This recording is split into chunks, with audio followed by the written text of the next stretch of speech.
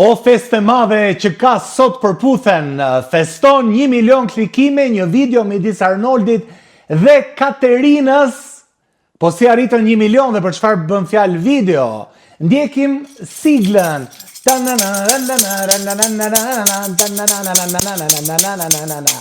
1 milion klikime arritën dhe jo më kot, por duke i thënë Katerinës kurv.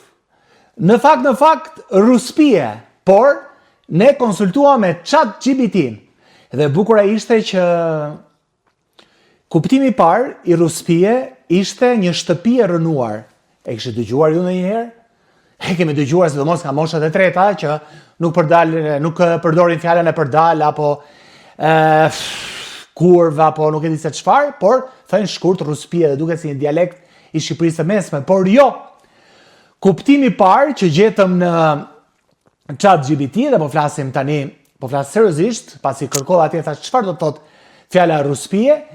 Fjala ruspie, kuptimi parë ishte një shtëpi e rënuar. Kuptimi i dytë ishte një femër e përdal, një femër e pamoralshme që ka ndruar shumë partner, pra e thënë në gjuhë të një fjalori që përmban dhe fjalori gjuhës shqipe, pra e thënë zyrtarisht kurv. Pa duhet të gëzohet një emisioni e televizion kombëtar se mblodhi 1 milion klikime duke i thënë një vajze kurv, ruspie, ishte duke aktruar, okej.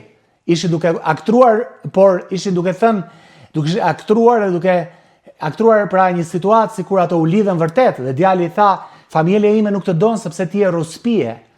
Humor, sa bukur, tralala, si dhe kështu. Katerina ndoshta nuk e kuptoi me të parën, por qoftë me të parën, qoftë me dytën, në fund fare, në një televizion kombëtar, një vajze e cila ndoshta e verbuar nga qefi i klikimeve, se është një vajzë ndoshta dhe lirë dhe nuk e vret mendjen shumë, por në fund fare mesazhi që kaloi është që familja e djalit nuk të do se je ruspie. Pra nuk të do se je përdal, nuk të do se je kurv. E thënë shqip. Pra e përkthyer në shqip është që hajde tani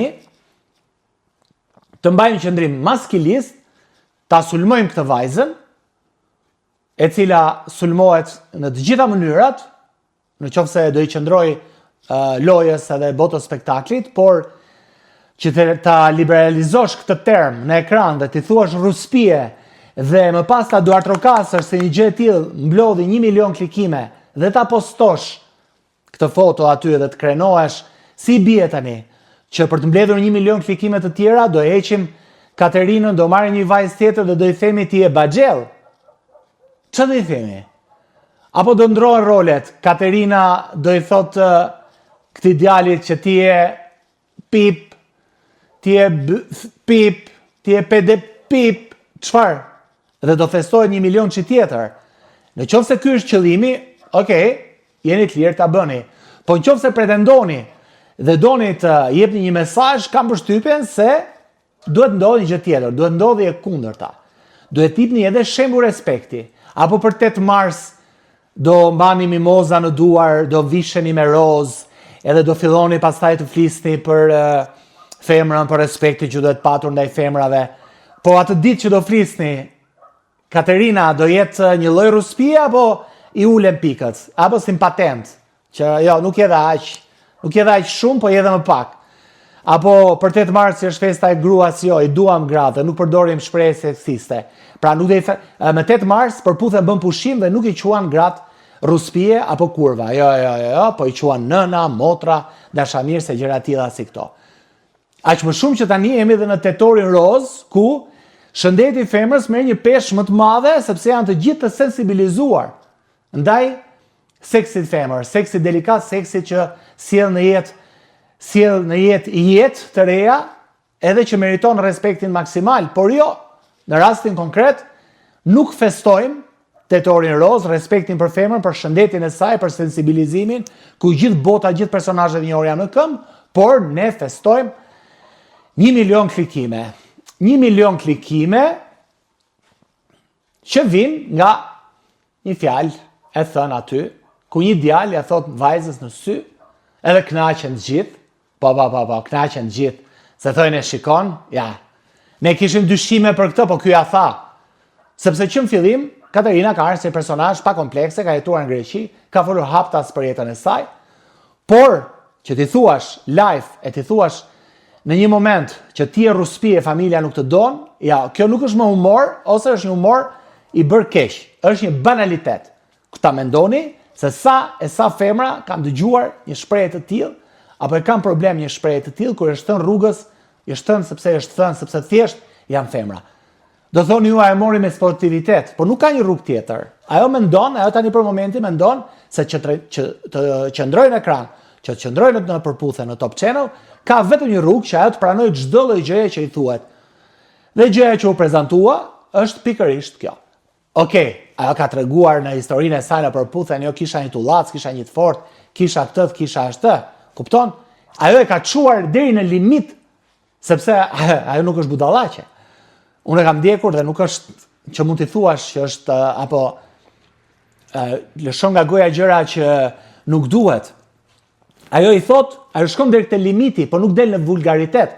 U desh pikërisht ky sitcom për të kaluar në vulgaritet dhe në mes të asgjës dilet në një orar shumë të ndjekur dhe në mes të televizionit me opinionista aty me gjithçka tjetër, thuhet që hajse do bëjmë një shaka, dhe shakaja është, ty familja nuk të don Katerina, sepse ti je një kurv, ti je një ruspie. Shumë e shumtuar.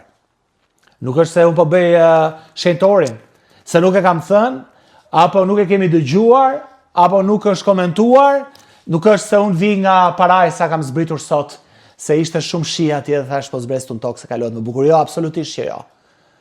E kam dëgjuar, është thënë, e kam thënë, por nuk thuhet në disa vende të caktuara. Unë e kam tek sensi limitit, nuk e kam tek fjala. Nuk është se unë bëra këtë video me ju, e ndava me ju, disa janë pro, disa janë kundër, dhe fjala nuk do përdoret më. Katerinës nuk do e thuhet më.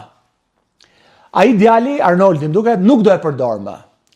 Nuk do bëhen më skeçe me fjalë të pista, apo me fjalë ofenduese ndaj një femre tek përputhen. Absolutisht jo. Unë ka përshtypjen se asgjë nuk ka për ndryshuar. Por ajo që do ndryshoj është që në situata të tilla, kur duket se gjithë duart trokasin dhe numërojnë klikimet, duhet ketë disa zëra që të thonë të vërtetën. Disa zëra që të thonë të vërtetën dhe të thonë që humor mund të bëjë me vajzën, mund të thuaj diçka tjetër, që ndoshta do mblidhte edhe më shumë se 1 milion klikime, por pa ofenduar atë. Pa ofenduar atë dhe femrat e tjera që dëgjuan një shprehje që ka dhe femra që bullizojnë dhe përdorin vetë, ka dhe që u kënaqen. Sepse mënyra se sillet ajo të pëlqen, të duket një mënyrë e lirshme e Katerinës, por nga ana tjetër janë dhe vetë femrat bullizuese, se në komente thonin mirë ja bëre. O Samir, bravo, i than djalit që i the atë. Sepse njerëzit harruan që ai ishte një shfaqje teatrore, një skeç, se nuk ishte shfaqje teatrore. Një skeç i bërë për mendimin tim shumë keq, por njerëzit harruan që aty nuk është një emision me skeçe, aty është një emision ku njerëzit kanë shkuar për të gjetur ndjenjën, për të parë si njihen çiftet, për të treguar jetën personale secili dhe një moment bukur aty del dhe ngrihet zëri dhe gishti ndaj një vajze dhe gjoja me humor i thuhet familja nuk të do, duhet ikim sepse nuk janë dakord me ty sepse ti je ruspie. Edhe ajo që thot ua. Të merr njëri, të merr tjetri, të merr dhe ata që i mësuan. Mirupafshim.